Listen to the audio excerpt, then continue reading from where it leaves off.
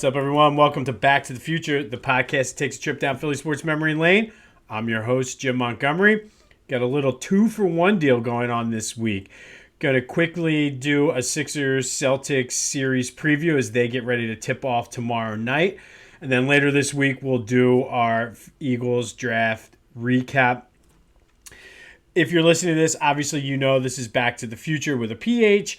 Be sure to like and subscribe this, including the YouTube channel, wherever you're getting it, because as things start slowing down for me with my day job, I'm going to have more time to focus on trying to grow this. And I have a couple ideas and feelers out for some partnerships. So the more likes, more subscriptions, and everything we have, it helps the algorithm out and looks good for any potential partnerships. For those of you who have not listened yet, I do have a daily This Day in Philly Sports History podcast that typically I'll have, depending on the day, usually no later than 10 o'clock, I'll have that up. But that we take a look at whatever happened that day, and then we do. Past few months, I've been doing something fun. For February, we did Philly Sports Black History Spotlight. For Women's History Month, we did the Phillies Women's Sports Month Spotlight. For April, in honor of the NFL Draft, we did Eagles Draft Pick Spotlight. For May, in honor of the Sixers playoff run, we're going to focus on a specific Sixers playoff season. So be sure to check that out tomorrow. Again, like and subscribe. Also, tell your friends if you have somebody out there that might be interested in listening. If you're enjoying it, chances are they are. Tell them to tell somebody and just spread the word that way. I found so far, I started this in July, word of mouth has so far been ridiculously good to me, so keep it up. All right, so I might as well start with the elephant in the room, and that's Joel Embiid. And Doc came out yesterday and said that if he hasn't been doing much and if he was a betting man, he would not bet on Joe playing tomorrow night, so that led everybody to say he's doubtful. Now, a couple things about that.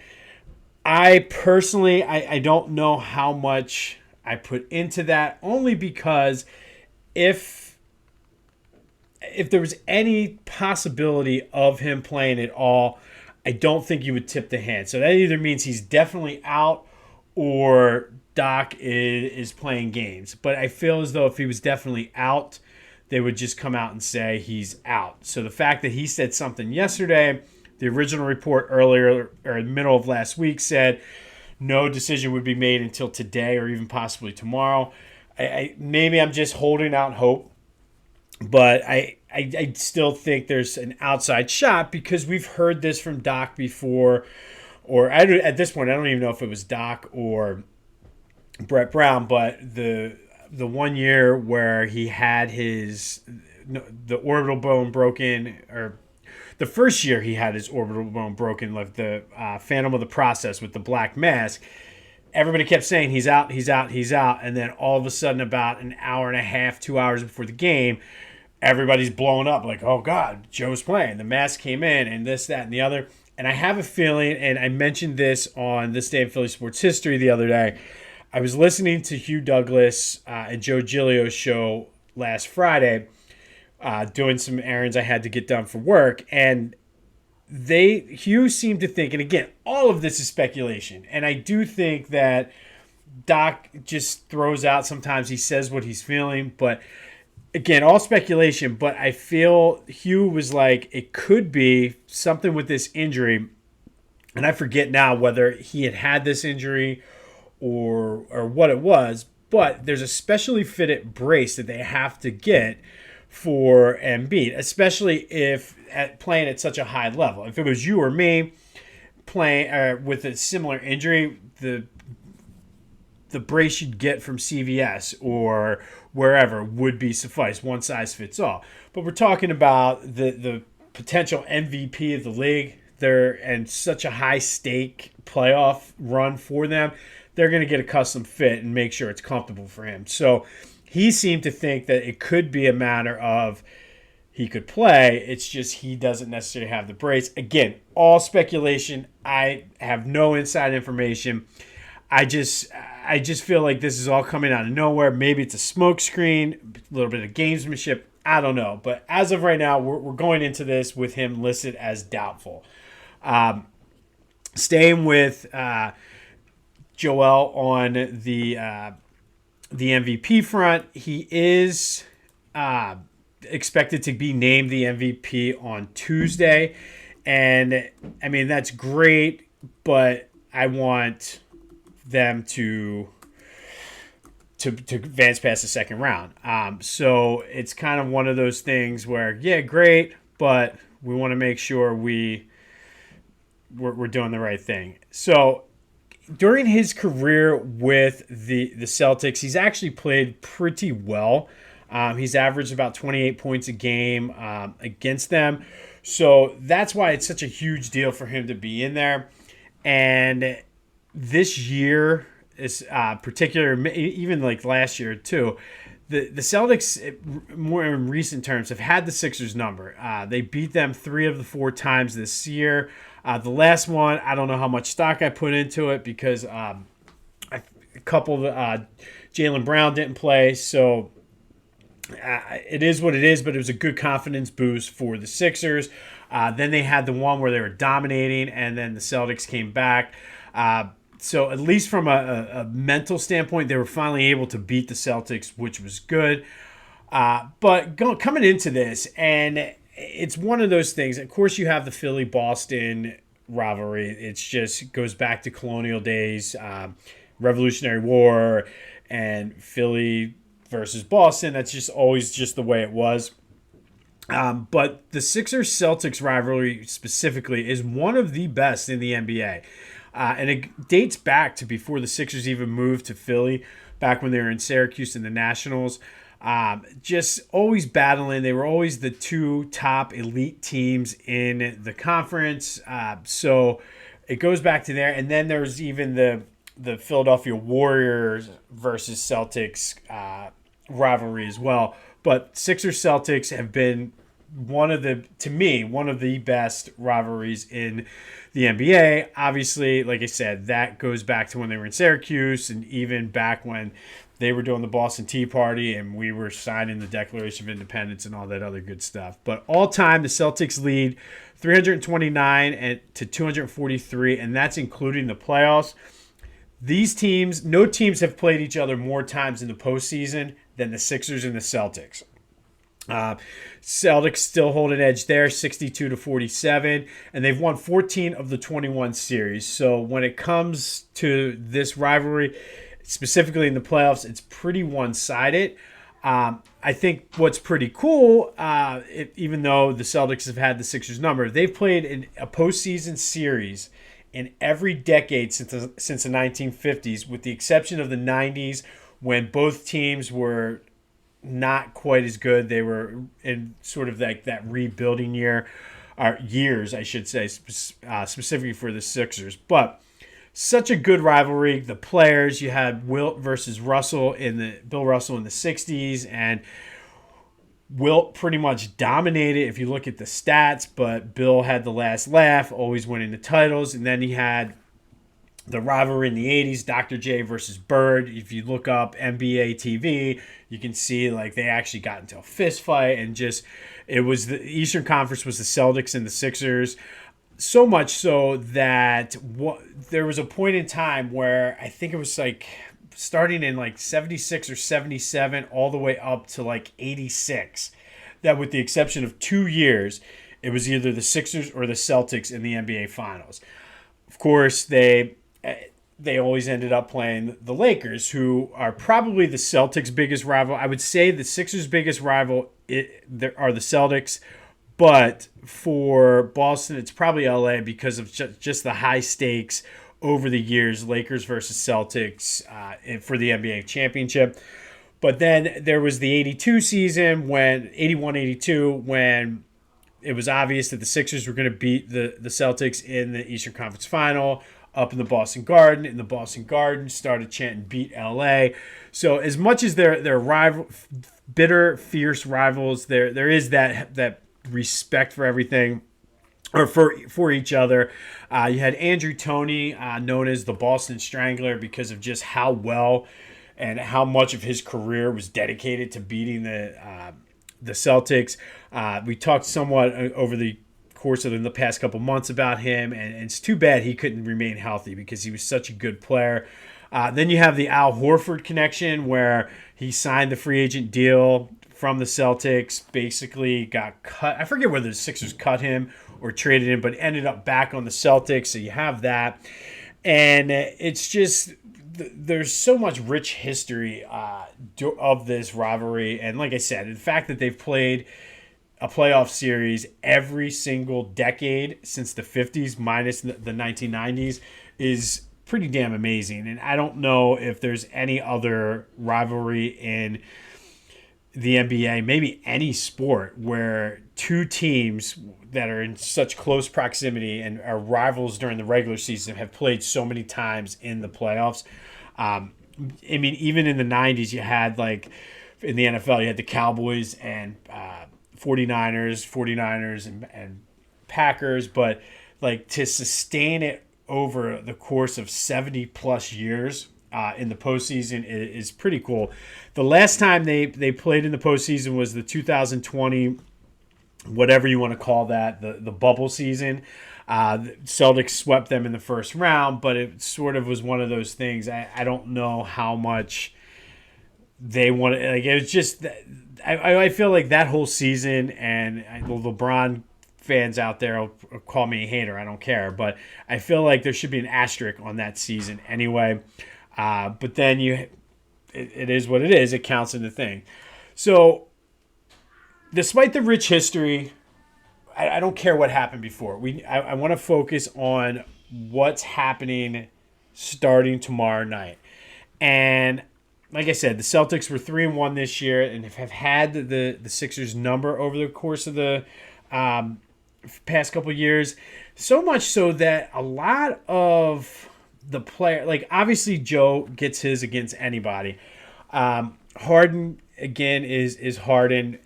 But, like, a guy like Tyrese Maxey has really struggled his entire career against the Celtics.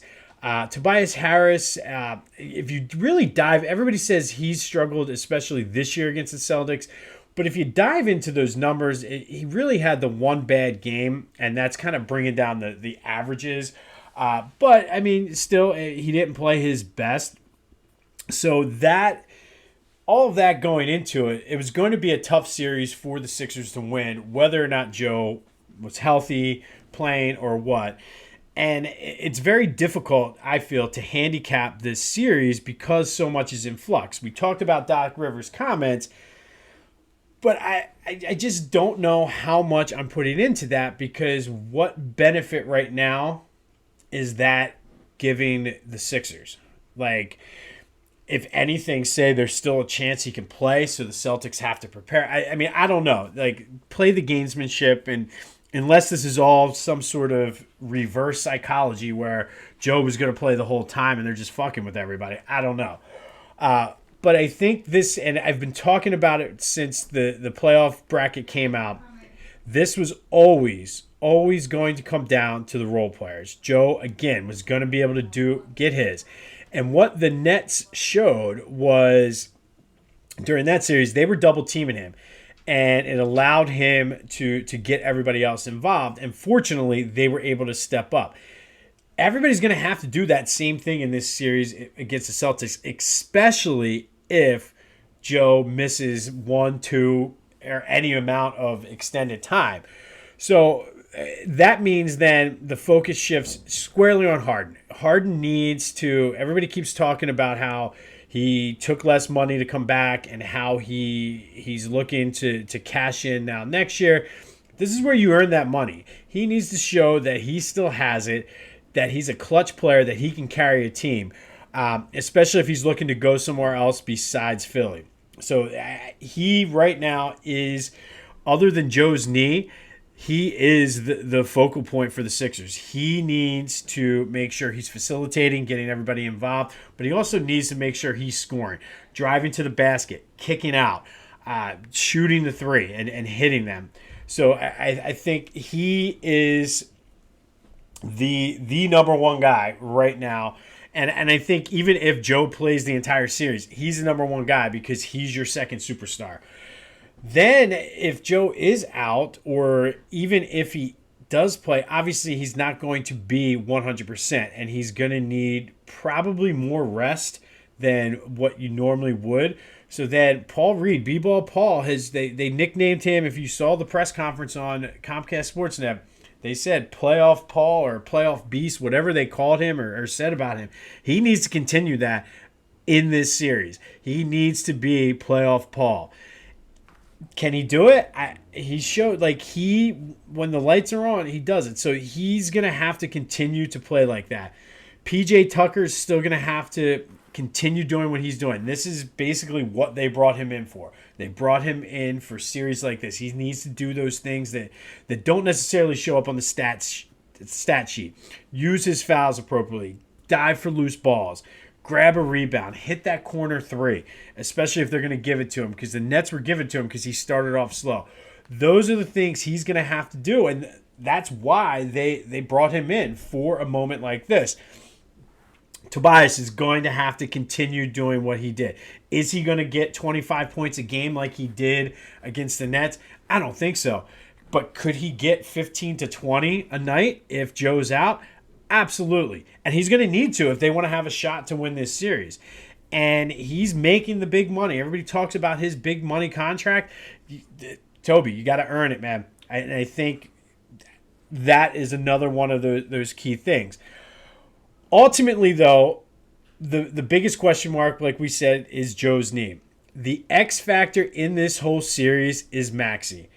If Tyrese Maxey can play like Tyrese Maxey and not like how he usually has his entire career against the Celtics, I think the Sixers will be able to keep the games close and actually be in and hopefully have a shot. That means he's going to have to play defense. That means he's going to have to be running all over the place, making passes, driving, making shots, hitting the step back three.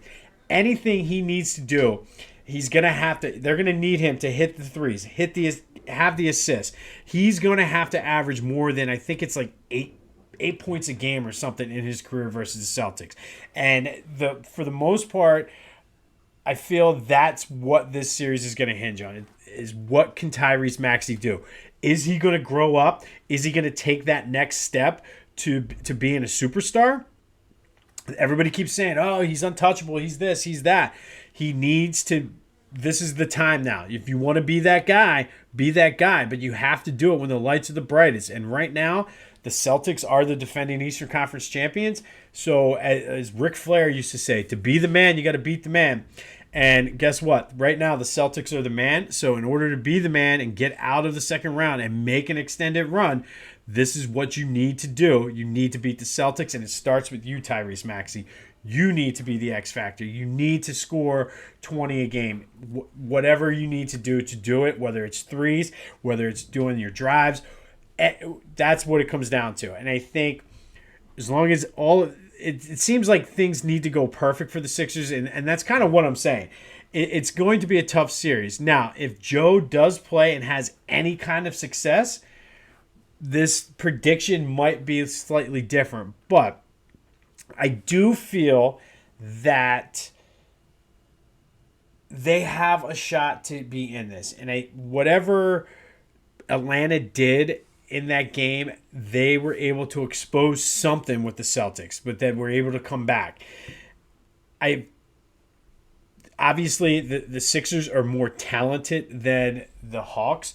So I think just on that alone, that should help. And as much as we rip Doc all the time and talk about this, talk about that with him, he does know his shit. He is a decent coach. I just need him now to look and see what the Hawks did and figure it out and do the same things and force guys. The problem with the Celtics, they have a lot of depth and they play good defense. So that's why it's going to be incumbent upon guys like Maxey to make sure he's scoring. Guys like Toby to help take the burden off of James Harden. What do I think about this game? This game at least goes this series goes at least 6 games. I will make a pick, and this could all of this hinges on Joe. If Joe doesn't play, I still think the Sixers could push it to 6 games. It's going to be tough. This is all based on Joe playing at some point in this series, even if it's not until they come back to Philly. It goes 6 games. I do think, unfortunately, the Celtics win in 6. They have too much depth, and I feel it was going to be a tough series, even if Embiid was healthy and plays. If Embiid does play, I still think that they have a shot. And part of me, though, I'm still, and this is where trying to do this rationally and without drinking the Sixers Kool-Aid and having the song playing in my head. There is something, though, magical about this team. The fact that we needed certain things to happen to get Joe some extra rest. Maybe there's going to be a police escort for the UPS driver delivering the bread. I don't know. But stranger things have happened. I just...